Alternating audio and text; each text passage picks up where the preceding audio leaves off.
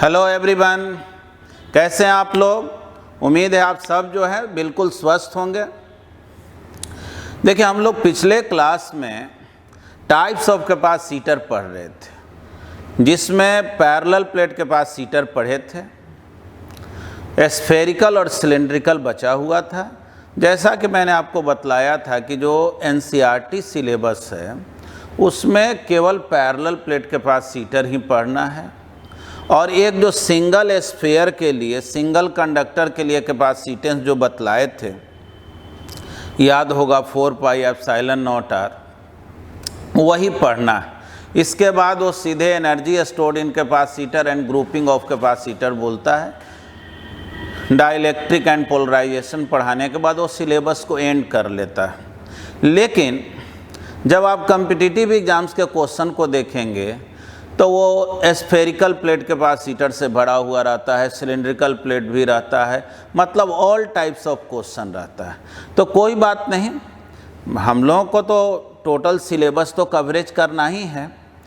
Parallel plate capacitor आपको पढ़ा चुके हैं, स्फेरिकल और सिलिंड्रिकल प्लेट कैपेसिटर का भी डेरिवेशन बता दे रहे हैं। दूसरी बात आप ये जानेंगे कि जो प्रॉब्लम्स है, जैसा कि बतलाए हैं कि न्यूमेरिकल जब भी बताएंगे तो आप लोगों से लाइव क्लास के थ्रू इंटरेक्ट होंगे।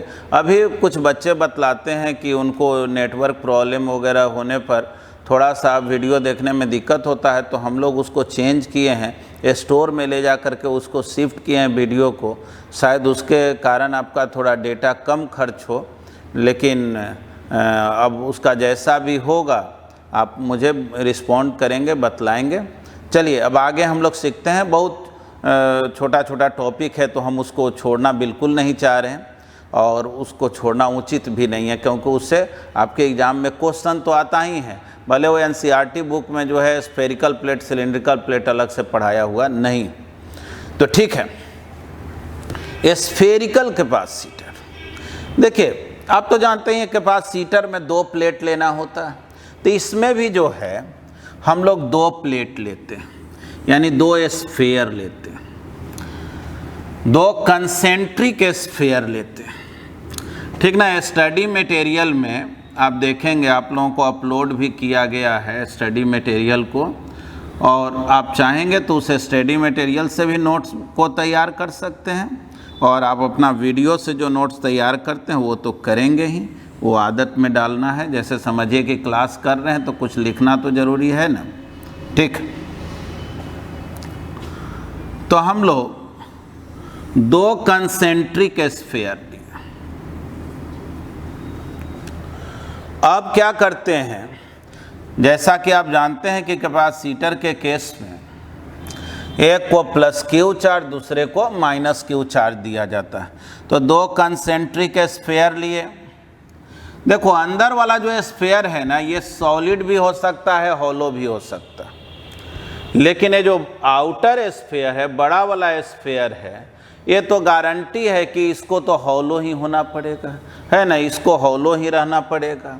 सपोज करें इसका रेडियस है R1 और इसका रेडियस है R2, इसको हम लोग दिए प्लस क्यू चार्ज,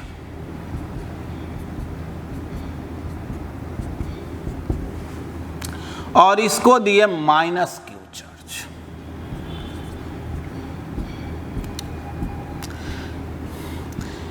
ठीक है, आपके माइंड में ये आ सकता है कि सर माइनस क्यू चार्ज आप केवल अंदर में काहे दिखाइए, ऊपर में काहे नहीं दिखा। ठीक है, वो भी कन्फ्यूजन को दूर करेंगे, लेकिन पहले तो आप स्फेरिकल प्लेट कैपेसिटर के कॉन्फ़िगरेशन को समझें। ध्यान सुनेंगे। इनर स्फीयर का रेडियस R1, आउटर स्फीयर का रेडियस R2। जाहिर है इनर स्फीयर पे प्लस क्यू चार्ज है, यही ना हो गया चार्ज ऑफ कैपेसिटर। बोले थे ना, पॉजिटिव प्लेट पर जो चार्ज होता है वो चार्ज ऑफ कैपेसिटर। और कैपेसिटेंस का क्या डिफिनीशन होता है, तो कैपेसिटेंस का डिफिनीशन होता है, ठीक ना, अगर कैपेसिटेंस निकालना हो तो बोलेंगे चार्ज डिवाइडेड बाई, यानी पॉजिटिव प्लेट का चार्ज देख लिए, divided by potential difference between positive and negative plate.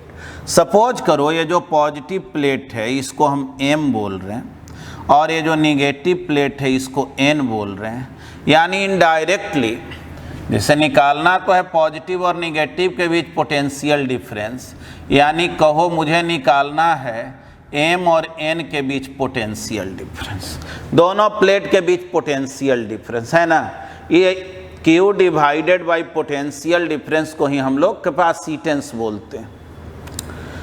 अब सोचना ये है कि M और N के बीच पोटेंशियल डिफरेंस निकलेगा कैसे। ठीक है, M और N के बीच पोटेंशियल डिफरेंस निकलेगा कैसे, थोड़ा सोचो तो। अगर हम लोग एक पॉइंट यहाँ पे कंसीडर किए जो R डिस्टेंस पर है,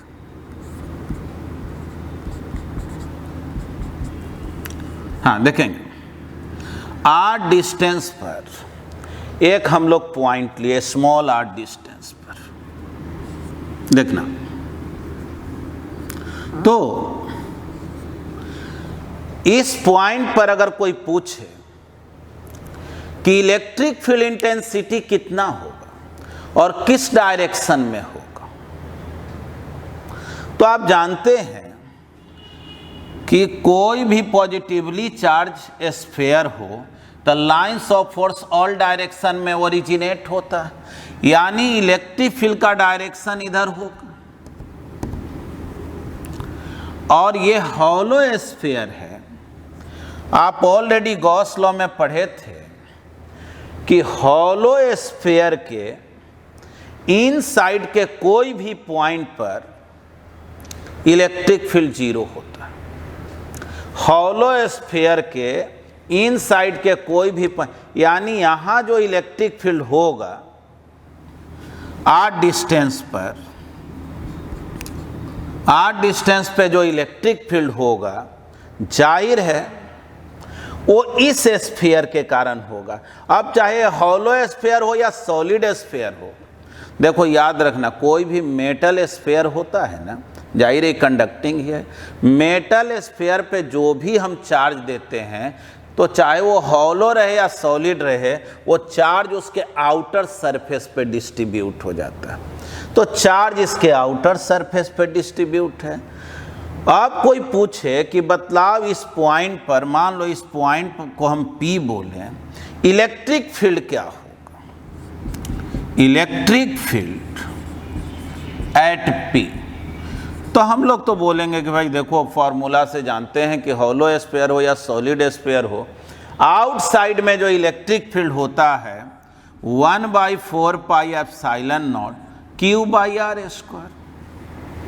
ये रिजल्ट तो हम लोग पहले से जानते हैं। तो कोई कहेगा क्यों, इसके कारण कुछ नहीं होगा, बोलेंगे कि नहीं, इसलिए क्योंकि हॉलो स्फीयर के कारण इन साइड के कोई भी पॉइंट पर इलेक्ट्रिक फील्ड जीरो होता है। ये बात पहले ही मैं आपको सिखा चुका हूँ। ठीक है, गॉस लॉ चैप्टर जहाँ हॉलो स्फीयर के लिए सिखाया गया उसको देखेंगे।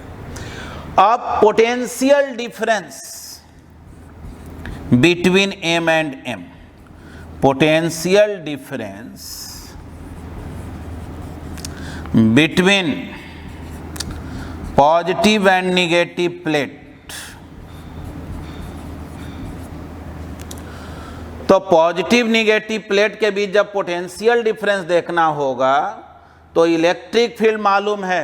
याद करो कभी हम लोग पढ़ते थे कि इलेक्ट्रिक फील्ड अगर मालूम हो और पोटेंशियल डिफरेंस दो पॉइंट के बीच निकालना हो तो हम लोग दो फार्मूला यूज करते थे। एक यूज करते थे कि अगर इलेक्ट्रिक फील्ड कांस्टेंट हो और इनिशियल पॉइंट का पोटेंशियल माइनस फाइनल का निकालना हो तो E डॉट R लिखो, और वेरिएबल अगर इलेक्ट्रिक फील्ड हो तो E डॉट DR का इंटीग्रेशन लिखो। तो पहले ये सोचो इस P पॉइंट पर जो इलेक्ट्रिक फील्ड है वो कांस्टेंट है कि वेरिएबल है, यानी जैसे जैसे आप M से N जाएंगे इलेक्ट्रिक फील्ड वही रहेगा कि बदलते जाएगा। तो जैसे जैसे आप आगे जाएंगे तो R बदलेगा ना, आर चेंज होते जाएगा तो जाहिर है इलेक्ट्रिक फील्ड भी क्या होगा, चेंज होते जाएगा। तो इलेक्ट्रिक फील्ड बदलते जा रहा है। अब पोटेंशियल डिफरेंस, ठीक ना, लिख ही चुके हैं, potential difference between positive and negative plate. तो हम लोग यही बोलेंगे कि फॉर्मूला यूज करना पड़ेगा integration E dot D R, क्योंकि यहाँ इलेक्ट्रिक फील्ड वेरिएबल है। और देखो ये पॉजिटिव प्लेट मेरा इनिशियल पॉइंट है और निगेटिव प्लेट मेरा फाइनल पॉइंट है ना, एम से एन जा रहे हैं, V M minus V N निकाल रहे हैं। देखो तो इलेक्ट्रिक फील्ड का डायरेक्शन इधर है ना, इस पॉइंट को P बोल दिए। इलेक्ट्रिक फील्ड का डायरेक्शन इधर है और हम जा भी इधर ही रहे हैं, यानी dr भी इधर ही है। dr मतलब है ये स्मॉल डिस्प्लेसमेंट हुआ, तो हम लोग बोलेंगे ई डी आर कॉस 0, और E का वैल्यू तो मुझे मालूम है, कितना मालूम है, 1/4 pi epsilon nought Q by R square D R. अब थोड़ा सोचो, R कहाँ से कहाँ तक वेरी कर रहा, ठीक ना, R कहाँ से कहाँ तक वेरी कर रहा, तो इस M पॉइंट से N पॉइंट तक जाना है, तो पॉइंट M पर R जो होगा वो R1 के इक्वल होगा, और N पर R जो होगा वो R2 के इक्वल होगा, यानी कि R1 से R2।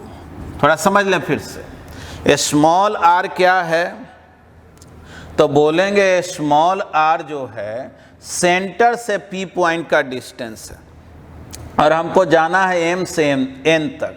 तो जब M पर होंगे तो ये डिस्टेंस R1 होगा, और N पर पहुंचेंगे तो ये R2 ना हो जाएगा। अब देखें, इसमें कांस्टेंट टर्म है 1/4 pi epsilon nought Q, R को ऊपर लेकर चले जाओ पावर -2 dr, और R1 से R2। अब चलो भाई इसको इंटीग्रेट कर दिया जाए, 1/4 पाई एप्सिलॉन नॉट Q। थोड़ा सोचो ना इसका इंटीग्रेशन क्या होगा, तो पावर -2 है, तो इंटीग्रेशन का रूल क्या है, जितना पावर है उसमें 1 ऐड कर दो तो -1, और डिवाइडेड बाई -1। कहाँ से कहाँ तक, तो R1 से R2। ठीक, अब थोड़ा समझना इसको, पोटेंशियल डिफरेंस क्या होगा M और N के बीच। तो देखो जी, 1/4 पाई एप्सिलॉन नॉट Q, देख लो ये आगे माइनस है, इसको यहां ला दे रहे हैं माइनस, देख लो तो ये क्या हो जाएगा, r⁻⁻1 है, 1/r लिख दिए, R1 से R2। ठीक है, देख लो जी, आगे माइनस है, -1/4 पाई एप्सिलॉन नॉट Q। क्या रूल है, एक बार अपर लिमिट तो 1/r2 1/r1। इस माइनस को हटाना चाहते हैं तो 1/4 पाई एप्सिलॉन नॉट Q, इसको ऐसे लिख दीजिए 1/r1 माइनस 1/r2। ठीक, चलो पोटेंशियल डिफरेंस तो निकल गया है, थोड़ा और इसको सिंप्लीफाई कर दे रहे हैं, Q/4 पाई एप्सिलॉन नॉट, देख लो क्या हो जाएगा, R2 minus R1 divided by R1 into R2। ये आया पोटेंशियल डिफरेंस। लेकिन हम लोगों को क्या निकालना है, कैपेसिटेंस, और कैपेसिटेंस क्या होता है, charge divided by potential difference between the two plates. तो पहले आप क्या करें, इसको पॉज करके लिख लें, फिर आगे बढ़ते हैं। तो देखिए, कैपेसिटेंस ऑफ स्फेरिकल कैपेसिटर, जाहिर है charge divided by potential difference, यानी Q divided by VM minus VN। और देखो VM माइनस VN ऑलरेडी निकाले हुए हैं, कितना, Q by 4 pi epsilon not R2 minus R1 divided by R1 into R2। देख लो Q cancel, 4 pi epsilon not R1 into R2 divided by R2 minus R1। देख लो Q cancel हो गया है, capacitance जो आया उसको क्या चीज़ से मतलब है, तो इन दोनों के रेडियस से मतलब है ना। इसके बीच के मीडियम को चेंज कर देंगे तब कैपेसिटेंस बदल जाएगा, लेकिन वो सब भी काम हम लोग करेंगे आगे। फिलहाल जो स्टैंडर्ड जो कंडीशन है उसको मैं डील कर रहा हूँ। तो ये हो गया स्फेरिकल प्लेट कैपेसिटर का कैपेसिटेंस का फॉर्मूला, ठीक है। अब जो है एक और मेथड आपको बता रहे हैं कि आप इसी कैपेसिटेंस को बिना इंटीग्रेशन मेथड के यूज के कैसे बना सकते थे, कैसे निकाल सकते थे। आइए इसको सीखते हैं, अल्टरनेट मेथड। जैसे आपसे कहा गया भाई कैपेसिटेंस बतलाओ क्या होगा इस स्फेरिकल प्लेट का, तो आप जानते हैं ना डिफिनीशन क्या है, charge divided by potential difference between positive and negative plate. यानी कि पॉइंट M का पोटेंशियल माइनस पॉइंट N का पोटेंशियल। तो सोचो तो पॉइंट M का पोटेंशियल क्या होगा, चलो लिखते हैं।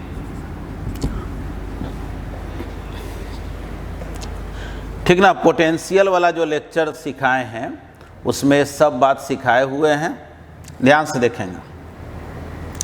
देखो जी, ये जो स्फीयर है उसके सरफेस पर ना पॉइंट M है, बोलो, तो पोटेंशियल इस M पर क्या होगा। तो सिखाया गया था कि कोई भी स्फीयर के अगर सरफेस पर पोटेंशियल पूछा जाए तो सबसे पहले तो 1/4 पाई एप्सिलॉन नॉट और उस स्फीयर पे जो चार्ज है उसको लिख लो। तो स्फीयर पे चार्ज है लिख लिए। अगर सरफेस पर पोटेंशियल पूछा जाए तो उसका रेडियस लिख दो R1। ध्यान से देखना, हमारे पास दो स्फीयर है, मुझे पॉइंट M पर पोटेंशियल निकालना है, इसके कारण भी और इसके कारण भी, दोनों के कारण मुझे निकालना है। तो चलो पहले हम अंदर वाले स्फीयर के कारण, छोटा वाला जो स्फीयर है उसके कारण पोटेंशियल निकालें, तो इतना हुआ। अब थोड़ा सोचना, ये जो निगेटिव प्लेट, इसके कारण यहां पोटेंशियल देखते हैं। तो याद करो, तो एक बात सिखाए थे कि हॉलो स्फीयर जब हो, जाहिर है हॉलो स्फीयर है ना, हॉलो स्फीयर के अंदर में कहीं भी पोटेंशियल निकालना हो तो ये देख लेना कि उसके सरफेस पर कितना पोटेंशियल है। ध्यान से देखो, ये जो हॉलो स्फीयर है इसके कारण मुझे पोटेंशियल निकालना है कहां, M पर। तो सबसे पहले एक काम तो कर लो, 1/4 pi epsilon not minus Q, क्योंकि इस हॉलो स्फीयर पर कितना चार्ज है, माइनस Q। और अब देखो कि जिस पॉइंट पर पोटेंशियल निकालना है वो पॉइंट इसके आउटसाइड है, सरफेस पर है कि इनसाइड है, तो जाहिर है इनसाइड में पॉइंट M है। तो पोटेंशियल वाला लेक्चर को जरूर एक बार रिवाइज कर लेना, उसमें सिखाए हैं कि हॉलो स्फीयर के अंदर कोई भी पॉइंट पर पोटेंशियल देखना हो तो उस हॉलो स्फीयर के सरफेस का पोटेंशियल देख लो। यानी माइंड में तुम समझो कि पॉइंट M यहाँ ना होकर के इसके सरफेस पर ही है, और इसके सरफेस पर होगा तब तो उसका सेंटर से डिस्टेंस R2 ना हो जाएगा। चलिए ध्यान से देखें, बढ़िया समझिएगा। इसी में आपको कन्फ्यूजन होता है, और वो भी कन्फ्यूजन इसलिए हो जाता है क्योंकि पोटेंशियल कभी और पढ़ाया गया, एप्लीकेशन कभी और किया जा रहा है। अगर मान लीजिए आप रिवीजन में नहीं है कंसिस्टेंटली सीख नहीं रहे हैं या ये पढ़ नहीं रहे हैं तो थोड़ा ये प्रॉब्लम होता है। फिर से बता दे रहे हैं, ये हॉलो स्फीयर है, मान लो ये स्फीयर है ही नहीं, अंदर वाला है नहीं, उसको हटा दो। कहीं भी पोटेंशियल पूछा जाए ना अंदर के पॉइंट पर इसके कारण, तो याद रखना यही होगा। अंदर के कोई भी पॉइंट पर हॉलो स्फीयर के पोटेंशियल वही होता है जो उस हॉलो स्फीयर के सरफेस पर होता है। यानी समझो ये पॉइंट यहाँ रहे, यहाँ रहे, यहाँ रहे, चाहे इसके सरफेस पर है, सब जगह पोटेंशियल सेम होता है। ठीक, ये तो एम का निकला। चलो पॉइंट एन का पोटेंशियल देखा जाए। तो एन पॉइंट का पोटेंशियल अगर देखें तो ये जो अंदर वाला स्फीयर है, छोटा वाला स्फीयर है, बोलो इसके लिए पॉइंट कहाँ है, आउटसाइड के इनसाइड? तो जाहिर है इसके लिए आउटसाइड है। तो पहले तो इस पर चार्ज कितना क्यू, तो ये तो लिख के बैठी जाओ 1/4 पाई एप्सिलॉन नॉट क्यू। और अब देखो कहाँ मुझे पोटेंशियल निकालना है, तो मुझे निकालना है एन पर, किसके कारण? तो इसके कारण। तो आउटसाइड में जब पॉइंट होता है ना तो सेंटर से उस पॉइंट का डिस्टेंस देख लिया, तो बोलो सेंटर से इस पॉइंट का डिस्टेंस कितना है, तो R2 है, तो बोलेंगे Q/R2। अब चलो दूसरा स्फीयर जो है यानी आउटर स्फीयर, ये वाला स्फीयर, तो 1/4 pi epsilon not minus Q तो लिख ही लो। और पोटेंशियल निकालना कहाँ है, एन पर, तो एन तो इसके सरफेस का ना पॉइंट है, तो जाहिर है सेंटर से कितना डिस्टेंस पर है, R2। ठीक ना, देखो याद रखना, आउटसाइड में पोटेंशियल निकालना हो तो 1/4 पाई एप्सिलॉन नॉट और क्यू तो लिख ही लो, डिवाइडेड बाय आउटसाइड में अगर हो तो सेंटर से उस पॉइंट का डिस्टेंस देख लो, सरफेस पर देखना हो तो उसका रेडियस देख लो, और अंदर के भी पॉइंट में देखना हो तो जो सरफेस वाला वैल्यू होता है वही हो जाता है। थोड़ा इसको सॉल्व करके देखो, तो जितना ये है उतना ही ये है, यानी ये 0 आया क्या, यानी एन पर पोटेंशियल क्या हो गया, 0, और एम पर पोटेंशियल इतना। अब मुझे यहाँ वैल्यू रखना है, कैपेसिटेंस क्या होगा, तो एम पर जो पोटेंशियल है, देखो इसमें ऐसा करते हैं, 1/4 पाई एप्सिलॉन नॉट, क्यू को कॉमन ले लेते हैं, 1/R1 माइनस 1/R2, देख लो यही आएगा। ये तो हुआ एम का पोटेंशियल, अब माइनस एन का पोटेंशियल, और एन का पोटेंशियल क्या आया है, 0।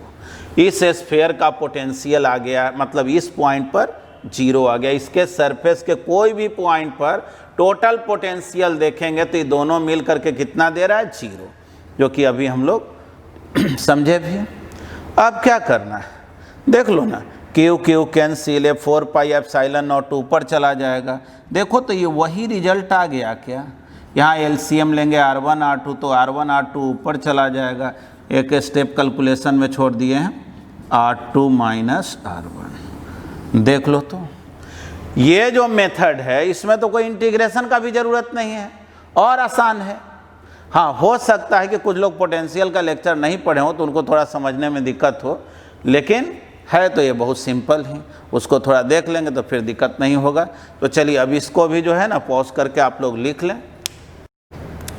देखिए, जैसे मान लीजिए 1 मिनट के लिए आपसे कोई पूछे कि स्फेरिकल प्लेट के पास सीटर क्या है, वो तो हम डेरिवेशन तो पूरा कर दिए, रिजल्ट तक पहुंचा दिए। अगर कुछ लिटरेचर लिखना चाहते हैं तो आप ऐसे लिख सकते हैं, बोलेंगे it consists of 2 concentric conducting spheres. ठीक ना, 2 कंसेंट्रिक कंडक्टिंग स्फीयर है। द इनर स्फीयर में be solid and hollow but the outer sphere must be hollow, है ना। इनर स्फीयर को सॉलिड या हॉलो ले सकते हैं, लेकिन आउटर को तो निश्चित रूप से हॉलो ही लेना पड़ेगा। And the plus Q charge is given to inner sphere and minus Q charge is given to outer sphere. अब चलिए हम लोग जो कैपेसिटर के फर्स्ट क्लास में बात किए थे अब वहाँ पहुँचते हैं। सपोज कीजिए कि ये जो बड़ा वाला स्फीयर है, आउटर स्फीयर है, समझिए कि वो इन्फिनिटी पर है, बहुत दूर है। तब तो ये सिंगल स्फीयर ना मिल गया, बोलो। यानी अगर आप कोई आइसोलेटेड स्फीयर का बात करना चाह रहे हैं, सिंगल स्फीयर का बात करना चाह रहे हैं, तो अज्यूम कर लीजिए कि दूसरा स्फीयर कहाँ पर है, इन्फिनिटी पर। और ऐसे भी आप जानते हैं ना, इन्फिनिटी पर पोटेंशियल जीरो लेते हैं। और यहाँ भी तो अभी देखे थे कि पॉइंट एम और पॉइंट एन लिए थे, तो एन पर पोटेंशियल जीरो आया था कि नहीं, बोलिए।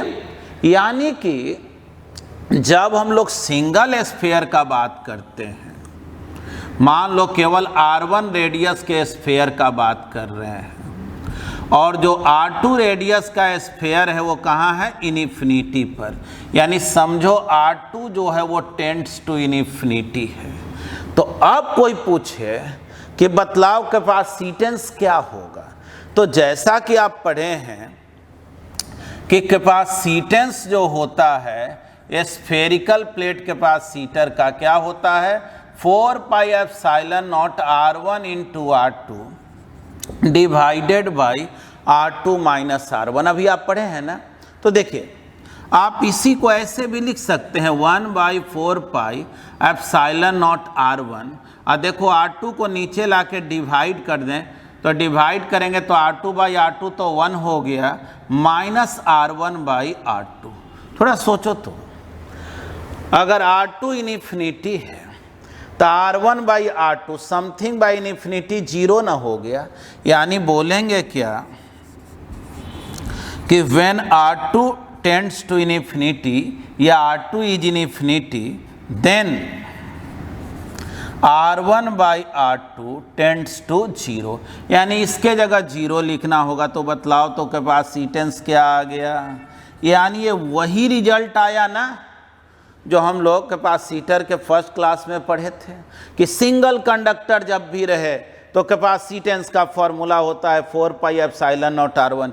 यानी समझ लेना वो सिंगल कंडक्टर भी है ना, तो वो सिंगल ना होकर समझो उसका दूसरा प्लेट कहाँ पर है, इन्फिनिटी। वो भी अपने आप में समझ लो कि एक कैपेसिटर ही है, बस फर्क है कि उसके दूसरे प्लेट को कहाँ पे इमेजिन करना है, इन्फिनिटी पे इमेजिन करना है।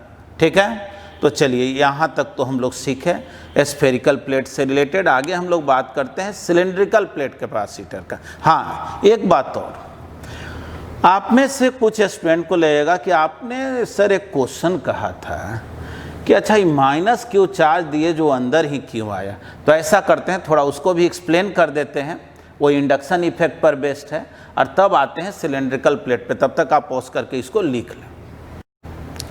तो याद करें, आपको कभी इलेक्ट्रोस्टैटिक इंडक्शन सिखाए थे। ऐसे सोचिए, दो ठो कंसेंट्रिक स्फीयर है, दोनों कंडक्टिंग है, इसको हम प्लस क्यू चार्ज दिए, प्लस क्यू चार्ज दिए। बताए हैं कोई भी कंडक्टर को जो भी चार्ज देंगे, चार्ज उसके आउटर सरफेस पे डिस्ट्रीब्यूट होता है। एक बात तो तय है ना, इससे चारों ओर लाइंस ऑफ फोर्स निकलेगा। तो याद करो, इंडक्शन में सिखाए थे कि इलेक्ट्रिक फील्ड में कोई भी कंडक्टर को रखोगे, जैसे मान लो इलेक्ट्रिक फील्ड इधर डायरेक्टेड, आप कोई कंडक्टर को रख दोगे तो इधर माइनस चार्ज और इधर प्लस चार्ज एक्युमुलेट हो जाता है। साथ में ये भी सिखाए थे कि इससे जितना भी लाइंस ऑफ फोर्स निकल रहा है, अगर सबके सब इस कंडक्टर पे स्ट्राइक करेगा, जो यहाँ करेगा ही, क्योंकि इसी कंडक्टर स्फीयर के अंदर में ही रखा हुआ ये जो आउटर कंडक्टर है, हॉलो कंडक्टर है, उसी के अंदर में, तो इससे जितना भी लाइंस ऑफ फोर्स निकलेगा इससे टकराएगा ही। तो उस समय सिखाए थे कि इस पर अगर प्लस क्यू चार्ज होगा तो इंडक्शन के कारण इधर माइनस क्यू चार्ज और इधर हो जाएगा प्लस। यानी इसको आप कोई चार्ज मत दीजिए, केवल आप इनर स्फीयर को चार्ज दें, अपने आप जो है इसके अंदर वाले सरफेस पर माइनस क्यू चार्ज और बाहर वाले सरफेस पर प्लस क्यू चार्ज इंड्यूस्ड हो जाएगा। इसको हम लोग इंड्यूस चार्ज बोलते हैं। ठीक है, ठीक ना, ये दोनों जो है क्या हो गया, इंड्यूस चार्ज हो गया। थोड़ा समझना है इसको। हम लोग जो है इसको दिए प्लस क्यू चार्ज, और इंडक्शन के कारण यहाँ हो गया माइनस क्यू और यहाँ हो गया प्लस क्यू। ठीक, देखना ध्यान से। अब अगर ऐसा हो जैसा कैपेसिटर के डिफिनीशन में बोला गया है कि इसको प्लस क्यू देना और इसको माइनस क्यू देना, तो सोचो तो अगर हम इस आउटर स्फीयर को माइनस क्यू चार्ज अलग से दें, ये तो ऑलरेडी इंड्यूस चार्ज, ये दिया गया मेरे द्वारा चार्ज नहीं है, लेकिन रूल के अनुसार इसको मुझे प्लस क्यू देना है और इसको माइनस क्यू चार्ज देना है, और जो आप चार्ज देते हैं वो चार्ज इसके आउटर सरफेस पे डिस्ट्रीब्यूट होता है। ये तो माइनस क्यू इंड्यूस चार्ज है। तो सोचो जब इसको अलग से हम लोग माइनस क्यू चार्ज देंगे तब क्या होगा, तब ये माइनस क्यू और प्लस क्यू मिलके जीरो हो जाएगा, यानी आउटर सरफेस का चार्ज जो है वो न्यूट्रलाइज हो जाएगा। यानी बोलेंगे क्या कि when minus Q charge is given to outer sphere, then total charge on outer surface of outer sphere will be zero। ध्यान से देखें, मतलब कि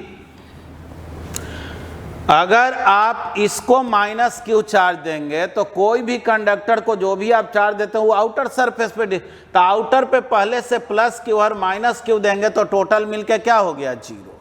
ठीक ना, ये बात जो है इसको नोट में याद रखना। और जब ये जीरो हो जाएगा तो जाहिर है उस केस में केवल अंदर वाले सरफेस पे ही ना माइनस क्यू बच जाएगा, आउटर वाला तो जीरो हो गया। ठीक ना, और यही अरेंजमेंट हो गया। यानी अगर आपसे कोई क्वेश्चन पूछे कि हम जो हैं प्लस क्यू इसको दिए माइनस क्यू इसको दिए तो इसका पूरा माइनस क्यू अंदर में क्यों रह गया, तो आप बोलिएगा कि सही बात तो ये है कि आप जो माइनस क्यू इसको दिए हैं वो वाला चार्ज इसके अंदर में नहीं है, बल्कि ये तो इंड्यूस चार्ज है। आप जो माइनस क्यू दिए उस प्लस क्यू के साथ मिल करके आउटर सरफेस का टोटल चार्ज जीरो हो गया। ये सब काम हम लोग आगे भी करेंगे, दो से ज़्यादा भी कंसेंट्रिक स्फीयर लेंगे, लेकिन जब अर्थिंग पढ़ेंगे तो वहाँ पे बात को सिखाएंगे। ये केवल हम आपको नॉलेज के लिए बात सिखा दिए हैं, आप इसको जो है लिख लें। ठीक ना, पहले इसको पॉज करके लिख लें आप। तो अब हम लोग आगे देखते हैं सिलेंड्रिकल प्लेट कैपेसिटर। देखिए, सिलेंड्रिकल प्लेट कैपेसिटर में याद रखना है कि इसमें दो कोएक्सियल सिलेंडर है। ठीक ना, दोनों सिलेंडर का एक्सिस जो है वो कॉमन, दोनों मेटल का बना हुआ है। जो इनर सिलेंडर है वो सॉलिड या हॉलो हो सकता है, लेकिन आउटर सिलेंडर जो है निश्चित रूप से उसको हॉलो ही होना है, क्योंकि उसके अंदर इसको रखना।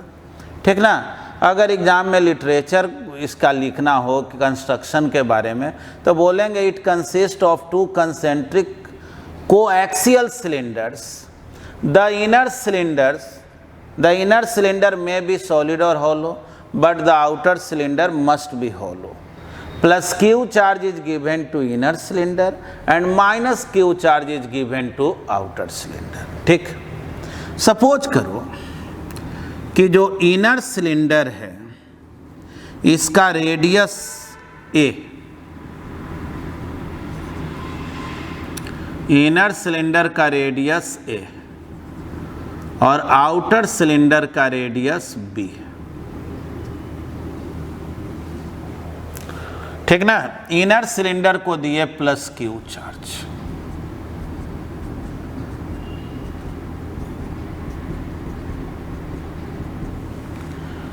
और आउटर सिलेंडर को माइनस क्यू चार्ज। जैसे कि आपको स्फेरिकल प्लेट कैपेसिटर में सीखा है कि चार्ज जो है किस रीजन से इसके अंदर वाले सरफेस पे रहता है। इसमें भी देखो ये जो हॉलो सिलेंडर है, आउटर सिलेंडर है, इसके अंदर वाले सरफेस पर -q चार्ज दिखाएंगे, और जो इनर सिलेंडर है इसके सरफेस पे जो है +q चार्ज। ठीक, सपोज करें दोनों सिलेंडर का लेंथ जो है वो L, ठीक ना, दोनों सिलेंडर का लेंथ L है और मुझे निकालना है कैपेसिटेंस इस स्फेरिकल प्लेट का, सॉरी सिलेंड्रिकल प्लेट कैपेसिटर का कैपेसिटेंस निकालना। तो कैपेसिटेंस का डिफिनीशन क्या होता है? तो charge of positive plate divided by potential difference between positive and negative plate. तो जाहिर है पॉजिटिव प्लेट का चार्ज तो +q है। सपोज करो यहां से r डिस्टेंस पर एक पॉइंट लिए, इस पॉइंट को हम m बोले, जो पॉजिटिव प्लेट पर है और निगेटिव पर है उसको n। ध्यान से देखना, फिर वही काम करना है, मुझे m और n के बीच पोटेंशियल डिफरेंस निकालना है। m और n के बीच पोटेंशियल डिफरेंस निकालना है। तो पहले ये देखो कि इलेक्ट्रिक फील्ड क्या होगा इस पॉइंट पर। तो इलेक्ट्रिक फील्ड एट P, तो इलेक्ट्रिक फील्ड अगर इस P पॉइंट पर देखें तो याद करो कोई भी सिलेंडर के कारण उसके आउटसाइड में, यूनिफॉर्मली चार्ज सिलेंडर हो, गॉस लॉ में सिखाए थे, चाहे स्ट्रेट वायर हो, हॉलो सिलेंडर हो, सॉलिड सिलेंडर हो, आउटसाइड के पॉइंट पर पूछा जाए इलेक्ट्रिक फील्ड क्या होगा, तो λ/2 पाई एप्सिलॉन नॉट r। जहां लैम्डा क्या होता है जी? तो लैम्डा को हम लोग लीनियर चार्ज डेंसिटी बोलते हैं, और यहाँ चार्ज डेंसिटी क्या होगा? Linear charge density. तो इस सिलेंडर पे टोटल चार्ज Q है और इसका लेंथ L है, तो Q/L, ठीक ना। इसी को हम लोग लीनियर चार्ज डेंसिटी बोले, है ना, लीनियर चार्ज डेंसिटी। तो इलेक्ट्रिक फील्ड क्या हो गया? फॉर्मूला तो यही होता है। तो कोई कहेगा ठीक है, ये तो आप इलेक्ट्रिक फील्ड निकाले इस अंदर वाले सिलेंडर के कारण P पॉइंट पर, ये जो आउटर सिलेंडर है उसके कारण कितना इलेक्ट्रिक फील्ड होगा? बोलेंगे देखो भाई, आउटर सिलेंडर जो है ना वो हॉलो है और हॉलो के इनसाइड में इलेक्ट्रिक फील्ड 0 होता है। तो यानी P पॉइंट पर जो इलेक्ट्रिक फील्ड होगा इतना ही होगा, और लैम्डा का वैल्यू रखें 2 पाई एप्सिलॉन नॉट r, यानी इलेक्ट्रिक फील्ड कितना? Q divided by 2 pi epsilon not L r। चलो इलेक्ट्रिक फील्ड तो निकल गया। ये इलेक्ट्रिक फील्ड कांस्टेंट है कि वेरिएबल है? तो जाहिर है इलेक्ट्रिक फील्ड वेरिएबल है। जैसे जैसे आगे जाओगे R बढ़ते जाएगा और इलेक्ट्रिक फील्ड घटते जाएगा। तो अब पोटेंशियल डिफरेंस क्या होगा? Now potential difference between M and N, या पॉजिटिव एंड निगेटिव प्लेट बोलो, बात एक ही। पोटेंशियल डिफरेंस क्या होगा जी M और N के बीच? तो आप तो जानते हैं भाई, M देखो इनिशियल पॉइंट है, N फाइन, M से N मुझे जाना है। इतना आपको मालूम है कि इलेक्ट्रिक फील्ड का डायरेक्शन तो इधर होगा। हम लोग पढ़े थे यूनिफॉर्मली चार्ज स्ट्रेट वायर हो यानी लॉन्ग वायर हो, या लॉन्ग हॉलो सिलेंडर हो, long electric field radially outward होता है ना। ऐसे ये याद रखना कि ये दोनों जो सिलेंडर है, इसके बीच का गैप बहुत कम रखा जाता है, और बहुत कम रखने पर जो है ना इसका लेंथ, जिससे इसके बीच का जो सेपरेशन है और इसका जो लेंथ है, क्योंकि बीच के सेपरेशन के कंपैरिजन में लेंथ बहुत बड़ा होता है, इसीलिए इसको हम लोग अज्यूम करते हैं कि लॉन्ग सिलेंडर है, और लॉन्ग सिलेंडर के लिए हम लोग ये फार्मूला पढ़े हुए थे। ठीक, देखो इतना तो मालूम है ना, इलेक्ट्रिक फील्ड वेरिएबल है, और इलेक्ट्रिक फील्ड वेरिएबल है तो पोटेंशियल डिफरेंस कैसे निकालते हैं, तो इंटीग्रेशन ई डॉट डी। अब देखो कोई कहेगा सर लेकिन हम बुक में देखे थे हम माइनस लिखा हुआ, अरे तो देखो ये इसी को Vn माइनस Vm कर दोगे तो ये माइनस लिखना, इनिशियल पॉइंट माइनस फाइनल करेंगे तो माइनस नहीं लिखना। अब चलो जी ई डॉट डी आर, ई कितना, अच्छा चलो ई पहले तो इस डॉट को ब्रेक कर ले, ई डी आर कॉस 0, ई कितना, समझ रहे हो ना, अरे जिधर ई है उधर ही डी आर है, इलेक्ट्रिक फील्ड भी इधर डायरेक्टेड है, फील्ड भी इधर डायरेक्टेड और जाना भी इधर ही। ई का वैल्यू कितना, तो Q by 2 pi epsilon not L R D R cos 0 तो 1। अब सोचो ना R कहाँ से कहाँ तक वेरी कर रहा है, तो R जो है रेडियस है ना, या एक्सिस से इस पॉइंट का डिस्टेंस है, और हमको जाना है M से N तक, तो सोचो तो M पर होंगे तो R का वैल्यू कितना होगा, स्मॉल है, N पर पहुंचेंगे तो R का वैल्यू B, यानी A से B तक मुझे इंटीग्रेट करना है, तो Q divided by 2 pi epsilon not L, ये तो कांस्टेंट है बाहर निकाल लिए, और 1 बाई R डी आर, ठीक ना, 1 by R D R A से B, याद करो तो 1 by x D x, integration log x होता है ना, तो 1 बाई आर का लॉग में हो गया इंटीग्रेशन 2 पाई एप्सिलॉन नॉट एल। देखो तो क्या आएगा, 1 बाई आर का इंटीग्रेशन तो बोलेंगे लॉग आर, चलो लिमिट रख दिया जाए ए से बी तक। अब क्या करें जी, जो रूल है उसके अनुसार चलो इसी को आगे बढ़ाते हैं, तो Q by 2 pi epsilon not L log B minus log A, Q by 2 pi epsilon not L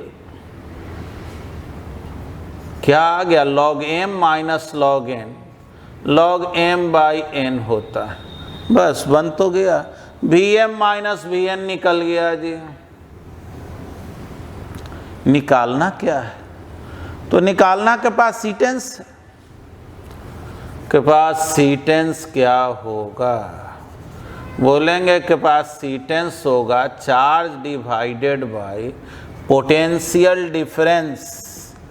potential difference क्या आया है, पोटेंशियल डिफरेंस, तो Q by 2 pi epsilon not L log B by A।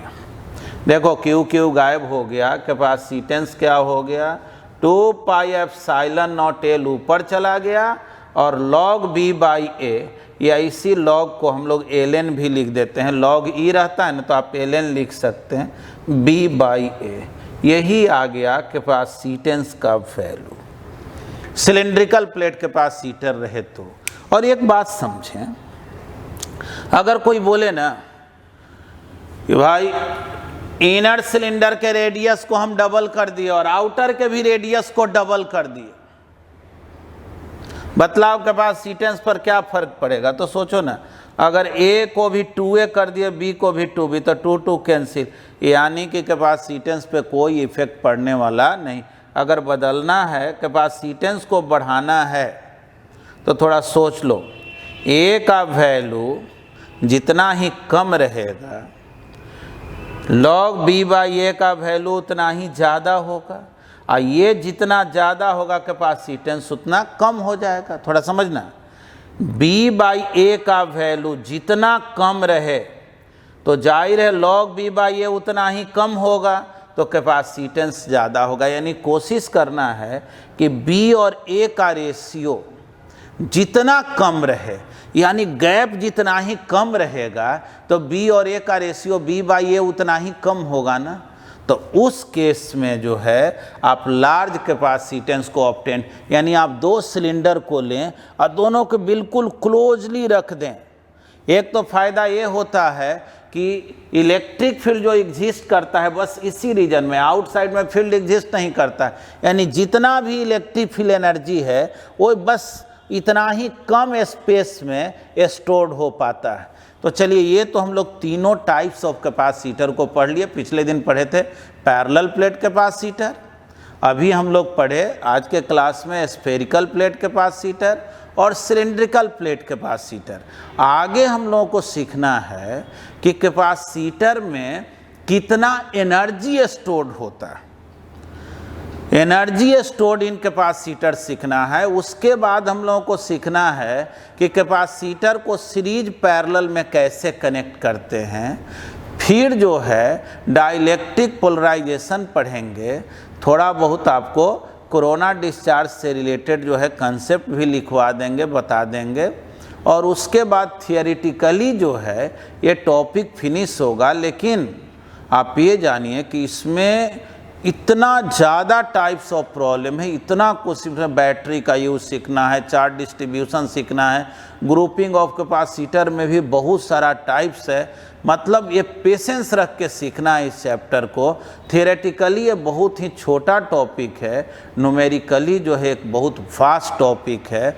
हम लोग earthing वगैरह के भी बारे में आएंगे, लेकिन आज जो है मैं इसमें आप लोगों को इतना ही सिखा रहा हूँ। अगले क्लास में मैं सिखाऊंगा एनर्जी स्टोर्ड इन कैपेसिटर, जो बिल्कुल 100% आपके NCERT बुक में भी है, साथ में सिलेबस में भी है, कॉम्पिटिटिव एग्ज़ाम के भी, 12th का भी। फिर ग्रुपिंग ऑफ कैपेसिटर्स मैं अगले जो है क्लास में ये 2 टॉपिक सिखाऊंगा। आज जो है इतना ही सीखिए, और जैसा भी हो आप जो है अपने चैट बॉक्स वगैरह में लिख करके कमेंट भी करेंगे कि कोई दिक्कत हो उसके बारे में भी। धन्यवाद।